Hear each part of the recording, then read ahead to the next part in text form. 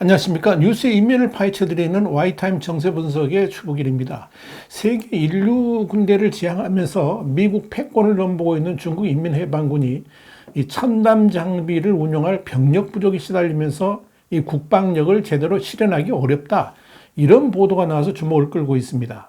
홍콩의 사우스차이나 모닝포스트는 2일 중국군 기관지인 인민해방군보가 지난 12월 26일 밝힌 내용을 근거로 해가지고 중국군이 첨단 장비 운용 병력의 부족을 솔직하게 인정했다면서 최근 몇 년간 새로운 전함이 취역하고 낡은 함선이 퇴역하면서 인재를 기다리는 장비 문제가 갈수록 심각해지고 있다. 이렇게 보도를 했습니다. 특히 훈련자원 불균형 탓에 일부 지휘관과 핵심 병사의 훈련을 체계적으로 조직하는 데 어려움이 있고 최종 훈련 평가를 일정대로 진행하는 것이 어렵다 그랬습니다. 그러면서 056형 코르벳함, 이게 소형 호위함인데요.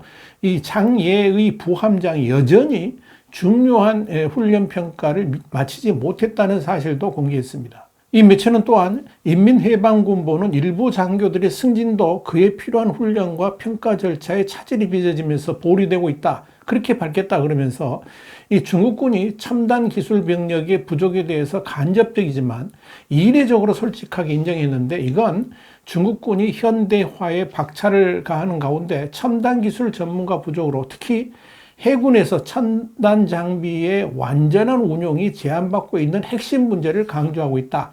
이렇게 설명했습니다. 사우스차이나 모닝포스트는 더불어 이 인민해방군보는 장해안 부함장의 훈련 평가 기한이 언제까지였는지는 밝히지 않았지만 평가가 지연되고 있는 것이 선박 유지나 일정 충돌 탓이라고 밝혔다 그러면서 이 장해안 부함장 외에도 훈련이 보류된 해군 병사들이 더 있다라고 전했습니다.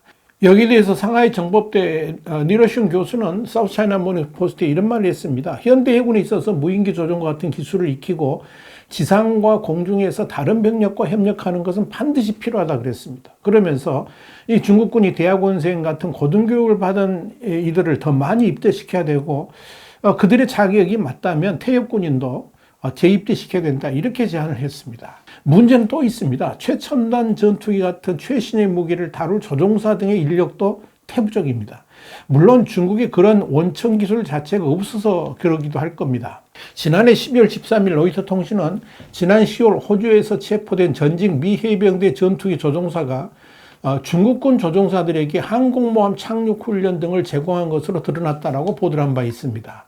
로이터 통신이 확보한 전 미 해병대 조종사 데니엘 듀건에 대한 미국 콜롬비아 특구 지방법원의 공소장을 보면 그는 2010년과 2012년 세 차례에 걸쳐서 미군의 허가 없이 남아프리카 공화국 비행학교에서 중국군 조종사들에게 군사훈련을 제공했습니다. 외국군을 훈련하려면 미국 정부 허가를 받아야 되는데 허가 없이 중국군에게 미 해군 항공 관련 장비 작동법 그리고 항공모함 착륙 방법 같은 이 각종 전술 지침 등을 제공했던 겁니다. 듀건은 미 해병대에서 10년간 복무한 뒤에 2002년 호주로 이주해가지고 호주 시민권을 얻었습니다. 이런 빙산의 일각입니다. 비일비재하다는 거죠. 사실 이 중국 해군이 최대 고민 중 하나는 이 항공모함의 함재기를 자유자재로 이착륙시키는 일입니다.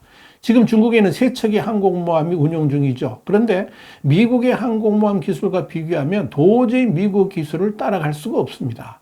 이렇게 항공모함 자체 제작 기술도 문제지만 더 큰 문제는 항공모함에 이착륙을 해야 되는 함재기 운용 기술 능력이 절대적으로 부족하다는 점입니다. 특히 이 세 번째 항공모함인 푸진호의 경우에는 산둥함 같이 이렇게 스키점프 방식이 아니라 항공모함 갑판에서 함재기를 쏘올리는 캐터필러 방식, 이게 미국 방식이죠. 이 캐터필러 방식을 채택했습니다. 문제는 이런 방식의 전투기 이착륙에 대해서 중국군의 기술력이 부족하다는 겁니다. 중국 해군이 전 미 해병대 조종사를 초빙해서 훈련을 받은 것도 바로 이런 항공모함에서 함재기의 이착륙 훈련을 실시했던 것으로 보입니다. 그만큼 전문 인력 자체가 아예 없거나 부족하다는 반증이죠. 심지어 지난 2021년에는 산둥함의 갑판이 크게 훼손돼 있다는 사실이 알려져 가지고 화제가 됐었습니다.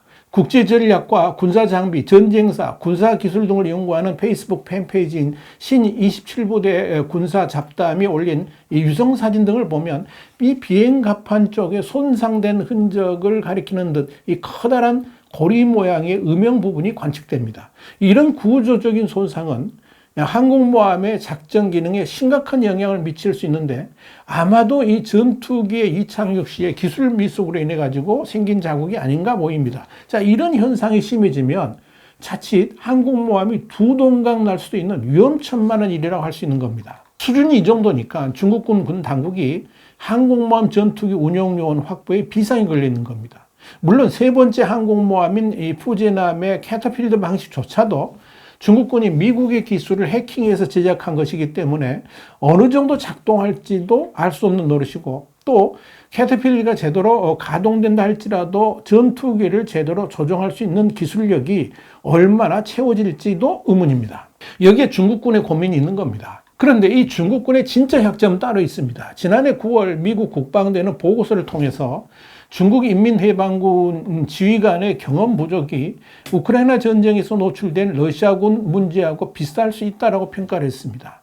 그러면서 이 문제가 중국 인민해방군의 최대 약점이 될 수 있다고 평가를 한 바 있습니다. CNN은 지난해 9월 16일 미국 국방대가 중국군 고위급 지휘관 300여 명을 2021년까지 6년에 걸쳐 추적한 결과를 토대로 가지고 73쪽에 이르는 보고서를 소개를 했습니다. 그러면서 육군, 해군, 공군, 미사일, 전략 지원 같은 5개 직제에 걸쳐서 이들 지휘관의 이력을 살펴봤더니 처음 복무를 시작한 분야를 벗어나서 다른 직제에서 작전을 지휘해 본 경험이 사실상 없는 것으로 나타났다. 이렇게 보도를 한 겁니다.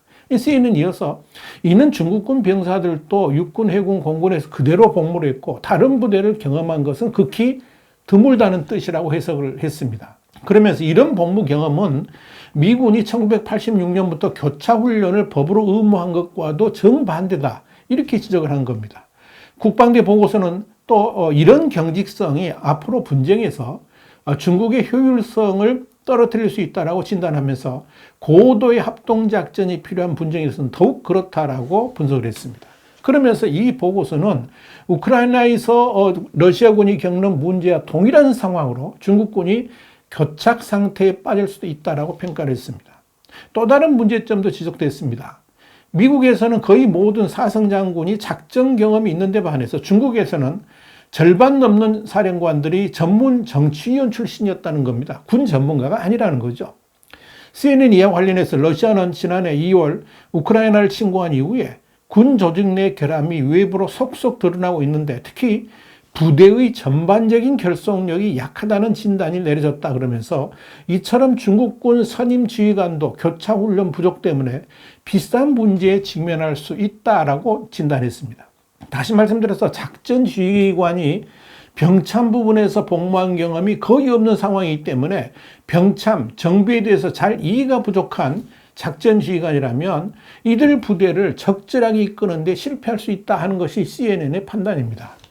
CNN은 이는 러시아의 우크라이나 전쟁 실패의 복사판이 될 수 있다라고 내다본 겁니다. 이런 미 국방대 보고서와 관련해 가지고 하와이에 있는 미 태평양 사령부 합동정보센터의 작전 책임자였던 칼 슈스터는 아주 유명한 사람이죠. 이 칼 슈스터는 이번 국방대의 보고서는 중국이 현재 어디 있고 어디로 가고 있는지에 대한 최고의 평가다 이렇게 말을 했습니다.